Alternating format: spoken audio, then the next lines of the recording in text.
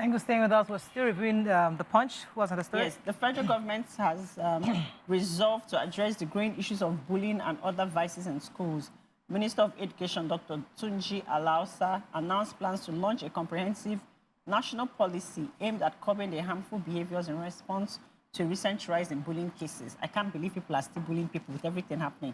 Anyways, he said the ministry was working closely with the Ministry of Justice to create the policy, which will be presented to the National Council of Education for adoption. He also said that it's important for children to be given the best of education and then for them to have a safe environment where they can thrive. Whether basic to post-basic and tertiary education, children should be given a safe environment to thrive. Yes. So yesterday, the German investors who followed the president here got an assurance from our president that the federal government is ready to for all the opportunities to expand the investment opportunities available in the energy and solid mineral sectors. Yesterday, Bayo Onanuga, the president's special advisor on information and strategy, said that, according to the president, he said, I welcome Mr. President to Nigeria and the State House. Your visit is significant, and I must thank you for the warm reception. We need each other, as you have said to me privately. Nigeria is going through a transformation and trying to align with the best strategy and practices on good governance globally. So we like our relationship with you as friends and partners. Germany is well industrialized and renowned for its sustainable infrastructure. And I'm hoping that when we partner in the minerals, solid minerals, foreign affairs, industry, trade, and investment, they can actually have a closer investment relationship and then see how they can help to reemphasize and align both nations' readiness for business. So I'm happy that he came to us. We didn't go to them. Yeah. And hopefully that this is the beginning of a better relationship. Definitely with this power sector, I'm hoping that Siemens project we've been talking about for about the past 2 years, hopefully should come to completion very soon. Okay, so I have the story of the bank workers and the CBN. They said the Association of Senior Staff of Banks, Insurance and Financial Institutions have said the worsening of cash shortage across the country is because of the central bank. They are blaming it on the central bank for the inability to meet the cash demands of their banks. They said that that's the president of the association, Mr. Olusoji Oluwole, said that there's no cash particularly available for the season, as the season is approaching, and they want to use it to buy, they want to use money to buy, to shop and do so many business transactions. And he came out and he was saying that banks have only two sources of cash, that is the CBN and retailers. And now the CBN is making it harder for banks to access these funds. So he said statistically, banks collectively require at least 20 million daily. And in the ATMs, they need to have 8 million. And they also need to have 4 million over the counter. That's if they are going to come and collect money over the counter. They need to have all of that. So they are saying that he also provides some solution and saying that the CBN should have clear statistics so they can understand where and how they are circulating and where they are circulating to. So they are trying to see how they can make sure that there is enough cash around so that Amaka can have money to invite me for Christmas so that I can enjoy. 2027, Tinubu will run and win presidency. Rules out opposition party said like in Ghana. FG raises concern over infant mortality rate. Ex-APC chair bombs governor, says they're Nigeria's headache. FG declares war on school bullying. We talked about that already. Tinubu committed to Nigeria-Germany relationship. 4 killed in renewed Ebonyi land tussle, and reps tasked commercial banks and fintech operators on one-chance criminals.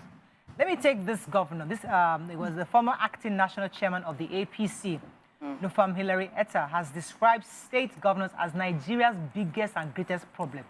According to him, he said, rather than being creative, governors are obviously running to Abuja to collect money. Governors should be more creative. They should stop sitting and running 24/7 to Abuja every month to get allocation. This allocation mentality has completely destroyed Nigeria. About 50% of our patrimony is within the states, and the governors are the greatest problem of all the 36. The governors spend so much time and energy attempting to increase allocation instead of increasing their internally generated revenue. These are things that even secondary school know. This is basic knowledge. Even the ongoing reforms, the governors have been swallowed with money, but look at the states, it's for the money reflecting, is the money reflecting in the lives of the citizens? Take the South states, for example. Since 2002, they have been receiving derivation, and one would have expected them to use the money to create an economy beyond oil. But that's not the case. Nigeria should look at their governors and question them on the use of these funds. And he said he was speaking in an interview. I agree with that. As I said, we've seen this over and over again. Of course. So the Statistician General of the Federation and Chief Executive Officer of the National Bureau of Statistics, Prince Adeyemi Adeniran, has lamented the state of our infant mortality in the country. He was speaking at the launch of the National Health Facility Survey reporting for 2023 in Abuja. And he said that our mortality rate is still 63 per 1,000 live births in the country.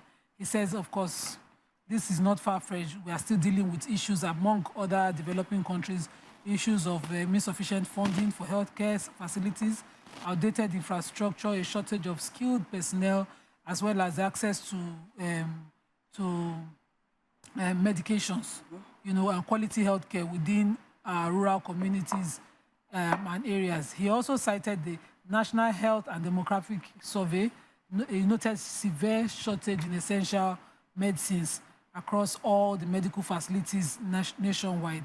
There's something that I noticed in the public healthcare, primary healthcare facilities, particularly in the areas where I live. Primary healthcare, children's drugs, pediatric drugs are supposed to be most likely free and subsidized. When you come for the very subsidized one, they'll tell you, they'll just write this inside paper for you to go and buy. But there's an annual budget for that provision. There are chief medical directors in this hospital, so I cannot disagree with the statistician on what he's saying. A lot of people that insist on them taking their babies, they come back and say, Akpa, they're not 35,000. And I'm like, that's not the reality. That's not what governors tell us. So apart from the governors not being effective, the people in their place, Nigerians. Thorough auditing of all these places. Thorough auditing. We, the people. We have issues.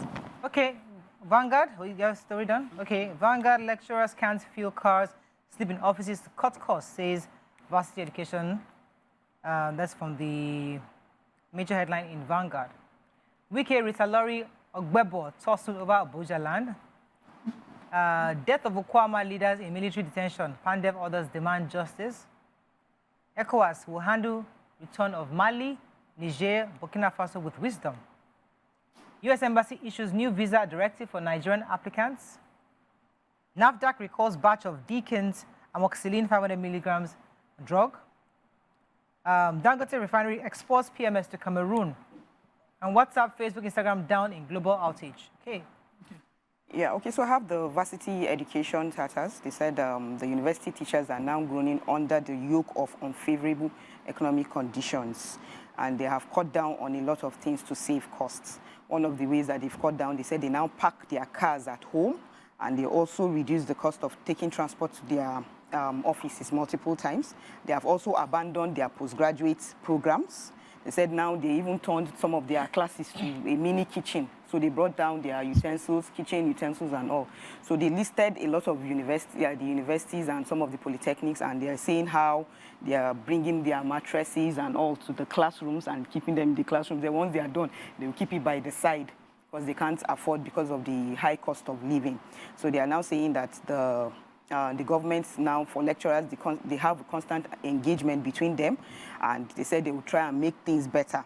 The Yayale Ahmed committee is engaging lecturers now to resolve some of the issues. The government cares and is doing the needful. Let's say which state this is happening. This cannot be. They listed almost all the states, all the universities, and they are saying the same thing. That's why I just summarized. The whole thing. Yeah. This is a matter of public. And there was even a video I saw on X. A lot of the students were going back home. They boarded this. They were on a tipper, a trailer. They was carrying petrol. They sat on. Some of them sat on top of the trailer. Some by the side, and all. They're trying to get. Okay. So I have a story that is of public urgency. The National Drug Agency for Food and Drugs Administration and Control, that's NAFDAC, is now alerting Nigerians because audio has been circulating on WhatsApp as regards this Deekins Amoxicillin 500 milligrams. So NAFDAC is now alerting Nigerians on it, and they said this particular one is one batch produced by Deekins Amoxicillin, and manufactured by the Ecomed Pharma Limited, marketed by DevineKings Pharmaceutical Ltd with lot number 4C639001. The product details are MAH, manufactured by Ecomed, like I said before. Days of manufacturing is the 3rd of March 2024, and expiry date is February 2027 with the batch number 4C639001 that I just read. They reported that there's something wrong with this particular batch. And, you know, that audio was released by a nurse saying that a lot of people presented in the hospital in severe conditions. Some even died, and they had all just used this particular amoxicillin. And you know, we are self-medicating society. May God help us. Right. No, please stay off and go to hospital. Quickly take this. United States Embassy in Nigeria has announced update to its immigration visa process effective January 1st, 2025. For if you schedule an interview and you make an application, you're expected to appear 2 times.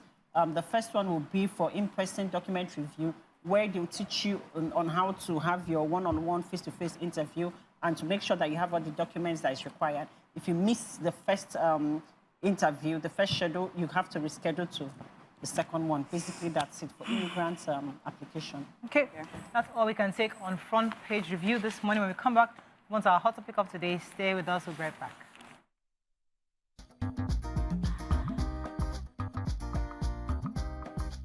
Stay tuned. Your View will be right back.